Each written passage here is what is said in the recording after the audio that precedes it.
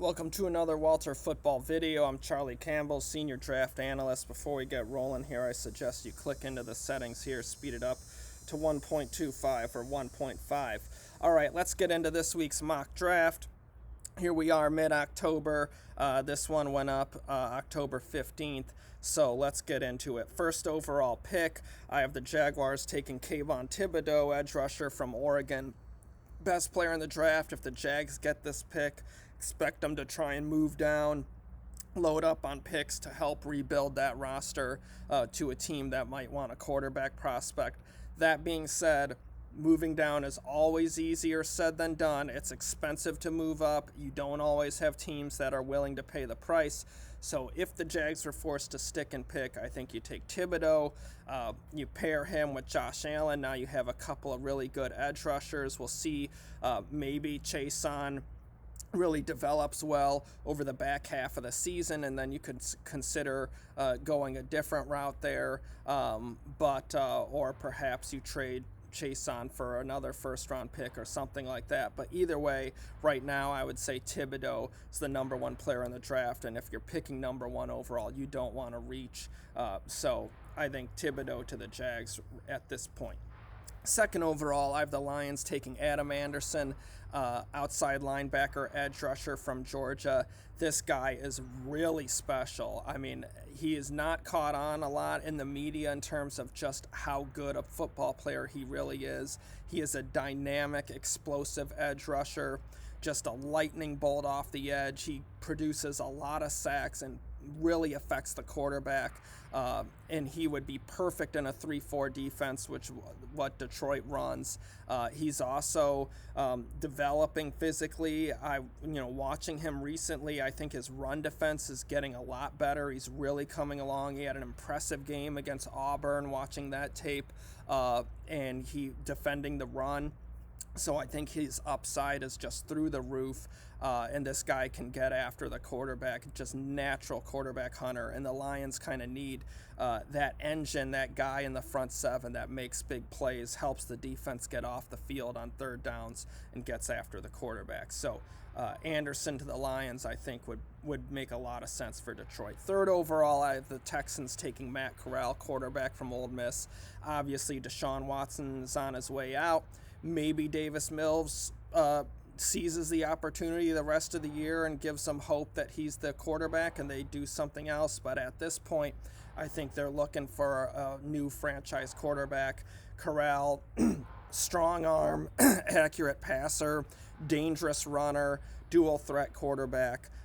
So I could see the Texans liking him there to be their quarterback of the future.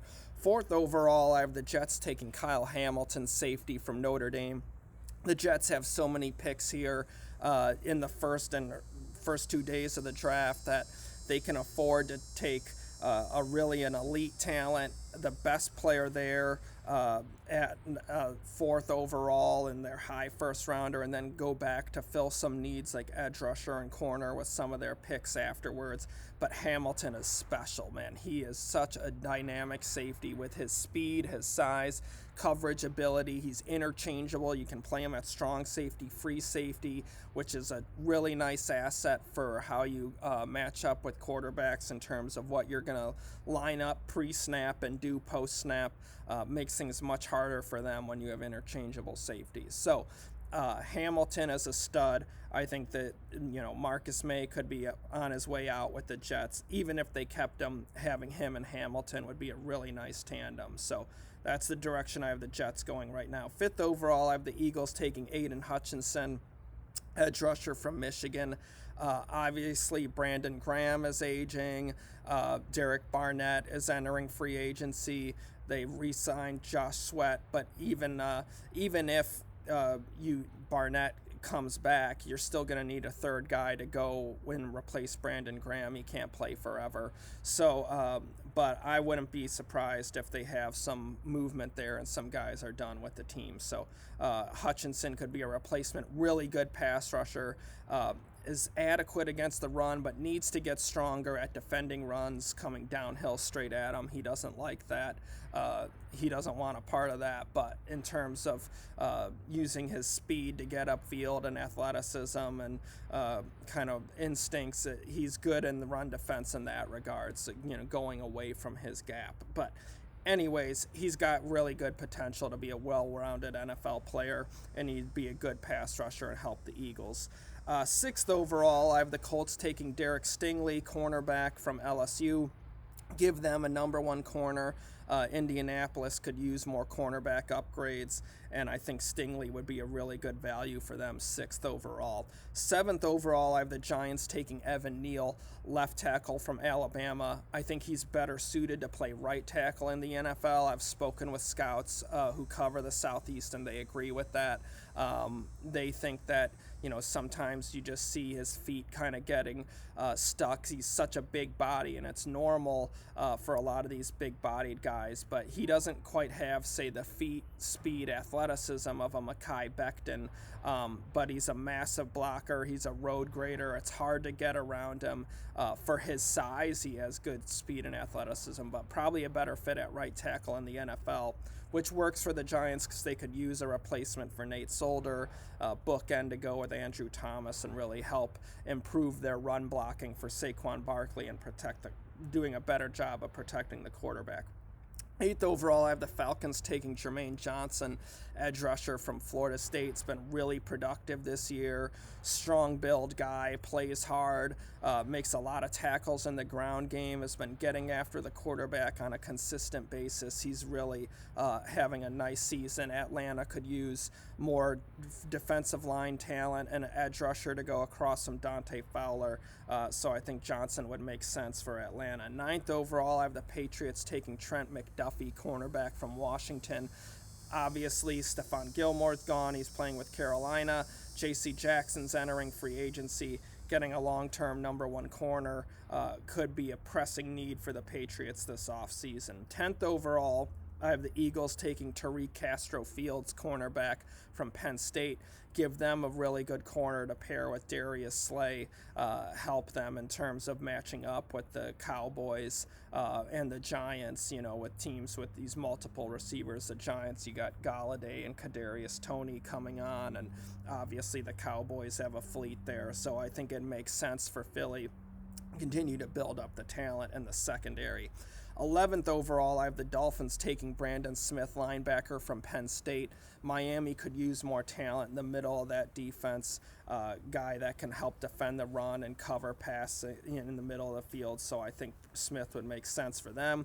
12th overall, I have the Jets taking Travon Walker, edge rusher from Georgia. Really tough defensive end, tough against the run, quick, athletic, can get after the quarterback as well. He had a really impressive game against Auburn recently, was phenomenal against Clemson in the season opener. Definitely a rising guy, but he's got a really good skill set. He's like 6'5", 275, and quick and athletic. Hard to find guys with that skill set. Really good base end for Robert Saleh's 4-3 defense. So you pair him with Carl Lawson next year, and now your ends are much better. It's going to make Quinnen Williams better when you have better ends. So I think adding an edge rusher would really make sense for New York in the first round with one of their first rounders. 13th overall, I have Washington taking Trevor Penning, left tackle from Northern Iowa. Give them a bookend to go with Sam Cosmi. Obviously, they need more long-term offensive line help. 14th overall, I have the Vikings taking George Karlaftis, defensive end from Purdue. The Minnesota has done a really nice job of drafting defensive linemen, edge rushers in the mid-rounds. When you think of Everson Griffin, Donnell Hunter, DJ Wonnum is on the field for them as well. So maybe they wouldn't, with that success in their track record, maybe they wouldn't want to take an end that high. But they do need youth at end. Everson Griffin obviously is aging, nearing the end of his career, and Karlaftis would be a really nice scheme fit there for Mike Zimmer. 15th overall, I have the Steelers taking Rasheed Walker, left tackle from Penn State. Obviously, Pittsburgh needs a lot of young talent on that offensive line. Walker has a really good skill set, has some technique things that need to be cleaned up, but the physical skill set is there to be a really good pro starter. 16th overall, I have the Chiefs taking Abraham Lucas, right tackle from Washington State. Give them a bookend to go with Orlando Brown. Continue to protect Pat Mahomes, get more out of the big investment they have in him, along with Kelsey and Tyreek Hill. So build up that offensive line there in Kansas City. 17th overall, I have Cincinnati taking Nicholas Petit-Frere, left tackle from Ohio State, fellow Tampa kid here, and he's really having a nice season at left tackle.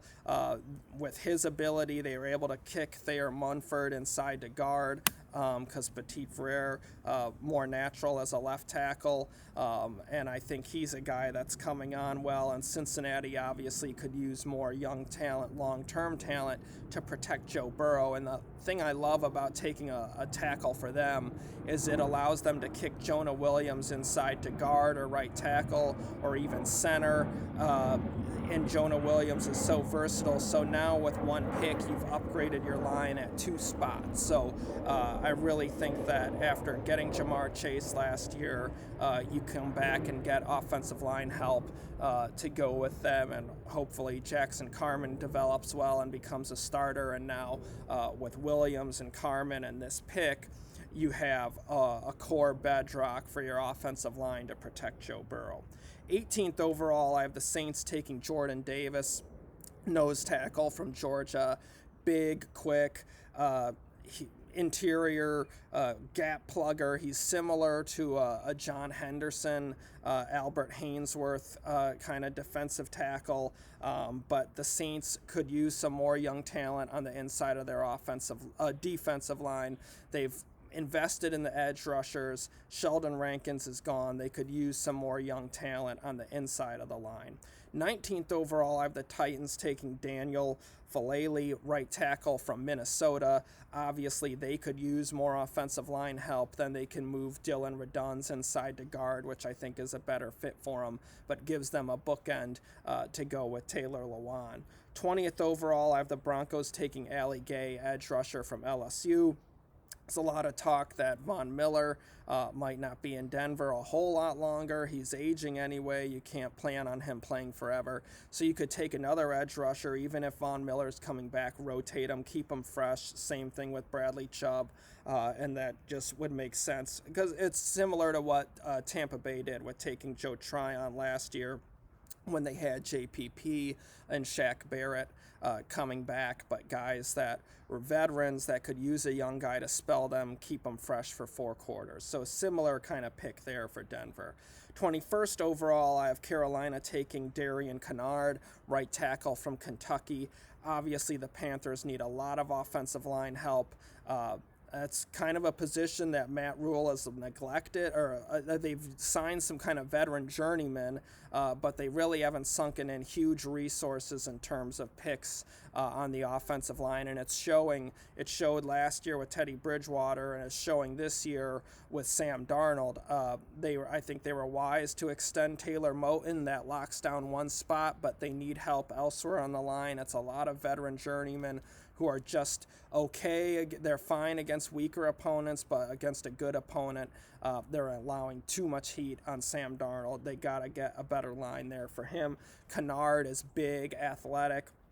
They could move him inside to guard, perhaps move Taylor Moton to left tackle, put Kennard at right tackle, but just here I have Carolina just taking the best offensive linemen available, and then you move guys around to kind of get that best 5 in front of your quarterback. 22nd overall, I have the Giants taking Drake Jackson, edge rusher from USC. They could use one more edge rusher to go with Azeez Ojulari, bookend it from that side. They got their interior guys with Dexter Lawrence and Leonard Williams, but the Giants could use one more edge rusher. This is a deep class for edge rushers. Drake Jackson has good potential. I don't like how USC has deployed him a lot. over the past few years. They've had him dropping in coverage. They've had him doing a variety of things and not letting him just rush the quarterback enough, in my opinion. And when they do, he's made some big plays for them. So I think he has a good skill set and upside for the NFL, where he could end up being a better pro than he was in college. 23rd overall, I have the Browns taking Treylon Burks, wide receiver from Arkansas. Odell Beckham, Jarvis Landry, and/or could be gone after this season, either one. And maybe they both are, maybe they both come back, but long term, with the way these guys have been getting injured and whatnot, I think they really need some young playmakers and steady receivers for Baker Mayfield and help offset the run game there. So Treylon Burks, big, tough, runs good routes, has excellent hands, not a speed demon, but enough speed to get downfield, and he's dangerous, makes phenomenal receptions on 50-50 balls. He's the kind of guy, if Mayfield gets in trouble and he has to throw the ball up, you can trust that Burks will come down with it, or it's going to be incomplete. So I think that'd be a nice fit there for Cleveland. 24th overall, I have the Lions taking Jahan Dotson, wide receiver from Penn State.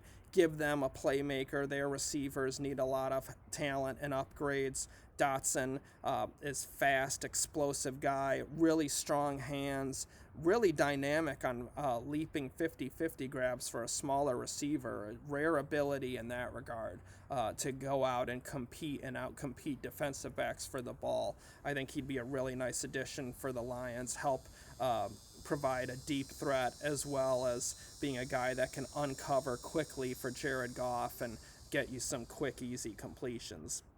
25th overall, I have the Raiders taking Perrion Winfrey, defensive tackle from Oklahoma. Quick, fast, athletic interior defensive lineman, could be a really good three technique there in Gus Bradley's defense. I think you have him with Darius Philon, and now you have two guys that can provide some interior rush together and spell each other, help keep each other fresh for four quarters as well. So the Raiders could, the defensive line's better than what it was last year, but I don't think it's a finished product. I think they could still use more talent there. 26th overall, I have the Packers taking Chris Olave, wide receiver from Ohio State. They're going to need some more youth at receiver for Jordan Love, regardless of what happens with Devontae Adams and his contract. Obviously, Randall Cobb's back, but he's not a long-term receiver at this point in his career, and Green Bay is going to need that for Love going forward. 27th overall, I have the Cowboys taking Zachary Carter, defensive lineman from Florida.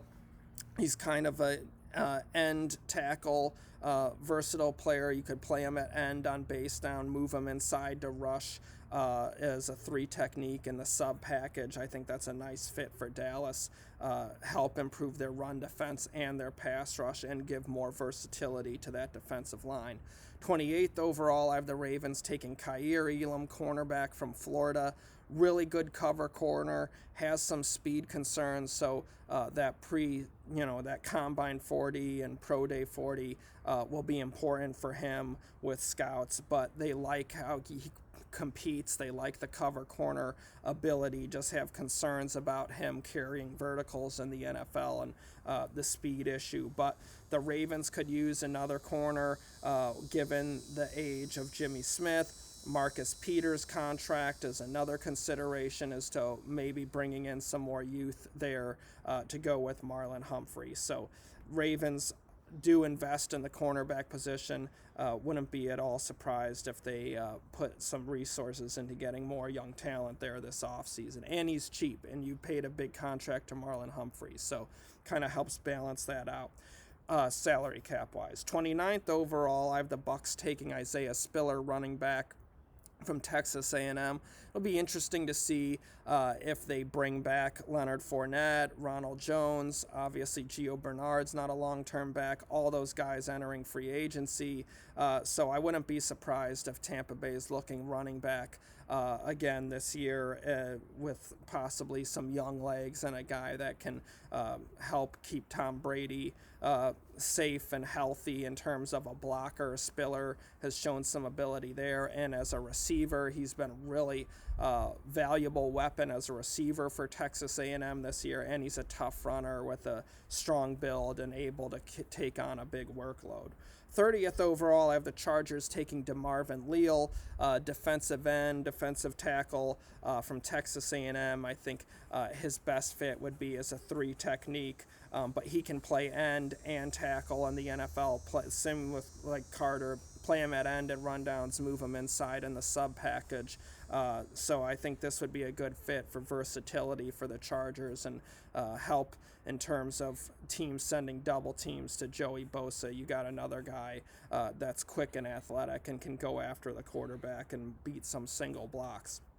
31st overall, I have the Bills taking Josh Jobe, cornerback from Alabama. Really good skill set, needs to become more consistent. I think the Bills coaches can work with him in that regard, but they could use more cornerback talent to go with Trey White, so give them another solid number 2. 32nd overall, I have the Cardinals taking Jalen Weidermeyer, tight end from Texas A&M. Obviously, they just traded for Zach Ertz, but he's not a long-term guy at this point of his career. Weidermeyer, really good route runner, good size, quickness, athleticism, is a mismatched tight end. I think he'd be a really good fit there for in the Kingsbury offense in Arizona. All right, that's the first round. Let's get into the teams without first-round picks. Up first is the 49ers. I have them taking Jermaine Waller, cornerback from Virginia Tech. He's been a real ball hawk this year, and he was in 2019 as well. A little thin-framed, so he needs to get stronger and develop, which is why I have him going on day 2 right now. But obviously the 49ers could use youth at corner. He'd be a nice developmental guy with upside, where he might not be an instant starter, but come year 2, 3, he could be a good starter for San Francisco. Seattle up next, I have him taking Miles Jones, cornerback from Texas A&M. Unfortunately, Jones didn't play much this year. He was hurt entering the season, missed some games, came back, played against one of their cupcakes, and then he struggled against Arkansas, didn't look right, and then after that he hasn't played and he's out for the year. So, but he's big, had a really nice season in 2020, is a good scheme fit there for Seattle. I could see the Seahawks liking him even coming off an injury. Next up, we got the Bears. Another cornerback. I have him taking Roger McCreary, cornerback from Auburn. Really good player, really good football player. Runs the route, prevents separation, just a bit undersized. But he's the kind of player that you've seen the Bears take and turn, like an Eddie Jackson type or Jalen Johnson. They have a flaw that sends them down, but the Bears work with them and turn him into a good pro. And I could see McCreary being that good corner to go with Johnson, a guy that can play some on the outside, plays a lot of nickel. And you're starting 3 cornerbacks now anyways these days. And then last up, we have the Rams, and guess what? Cornerback again. This draft is pretty deep at corner, late in the first round into the second round. I have them taking Jalen Armour-Davis, cornerback from Alabama. He won the starting spot to replace Patrick Surtain this year, is playing well, has a nice skill set, big and athletic, would be a good fit there for the Rams going across from Jalen Ramsey. So that's this week's mock draft. Hope you guys enjoyed it. Check out the links below. We're doing all our updates, position rankings, college game recaps, big board stock report. Our mocks getting updated weekly. Mine on Friday, Walt's on Wednesday. Check out his weekly picks. They're great articles there, and his weekly pick videos with Jacob. Really great stuff from them and those. So thank you guys so much for watching. I really appreciate it. I love all of you. Be safe and take care, and I'll be back with you soon.